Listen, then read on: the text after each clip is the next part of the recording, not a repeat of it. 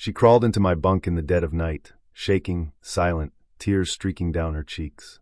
I thought it was just my roommate having another breakdown, until I flicked on the light and saw the shimmering, inhuman skin, the glowing eyes, the trembling lips trying to speak in my language. She wasn't just scared, she was hiding from something, and I was the only human on this station willing to protect her. What I did next changed both our lives, and started a war no one saw coming.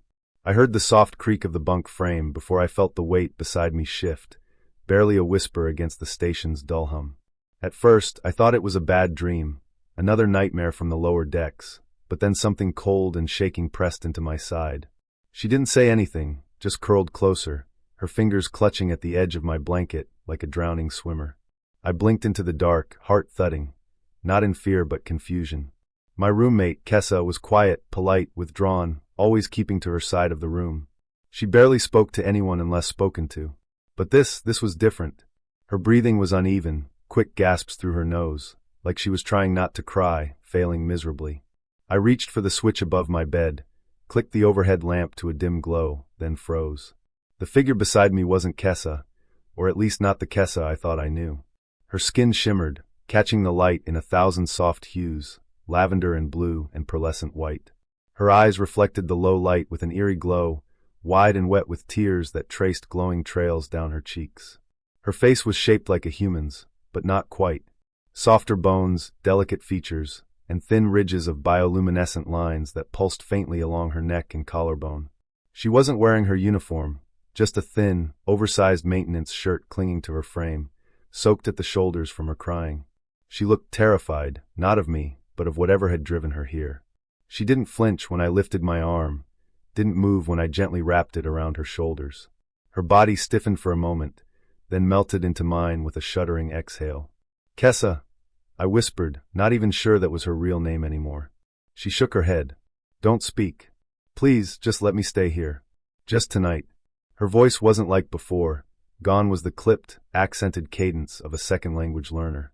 This was her real voice, soft, melodic, trembling with raw emotion.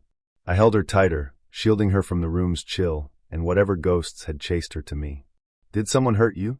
I asked quietly. She didn't answer, but her fingers dug into my chest as if afraid I'd vanish. Her cheek pressed to my skin, leaving a faint glow where her tears had dried. I wanted to ask more, but something told me not to. She needed safety, not interrogation. She needed warmth, not suspicion. So I stayed still, holding the alien girl I'd thought was just another crew tech, feeling her heartbeat sink slowly with mine. We stayed that way for what felt like hours. Eventually, her breathing evened out, her grip loosened, and she drifted into exhausted sleep. I couldn't. My mind raced. How long had she been hiding in plain sight? How had no one noticed? Or had someone noticed? I glanced toward the locked door, then back at her peaceful, sleeping face. The marks on her neck, barely visible now, looked like bruises beneath the glow. Someone had grabbed her. Someone human. And whatever she was, she'd run to me. In the morning, I expected her to vanish, to pretend nothing happened, but she didn't. When I stirred, she was still there watching me.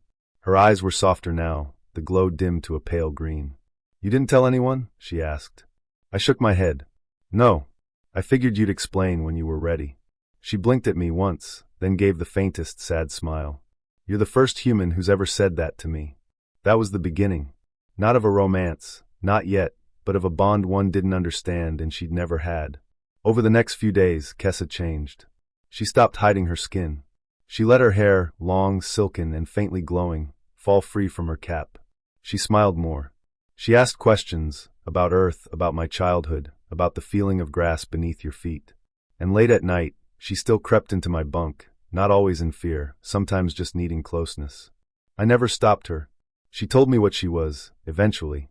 A refugee. Her people had no home, driven out by an expansion war decades ago. The Federation promised asylum, but only in name. On paper, they were assigned roles, tech jobs, maintenance labor. In practice, they were monitored, isolated, and sometimes abused. Most humans didn't know. Some didn't care. But I did.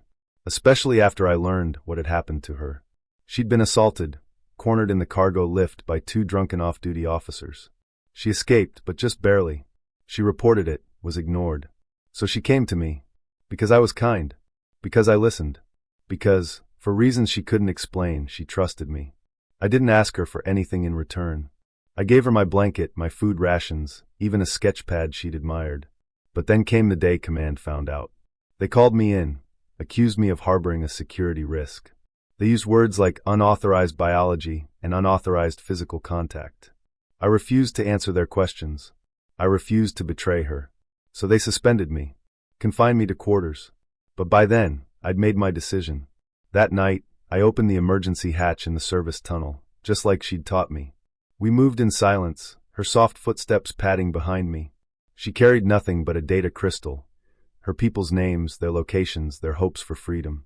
I carried the rest, water, rations, my old earth knife. We reached the maintenance vessel dock in under an hour.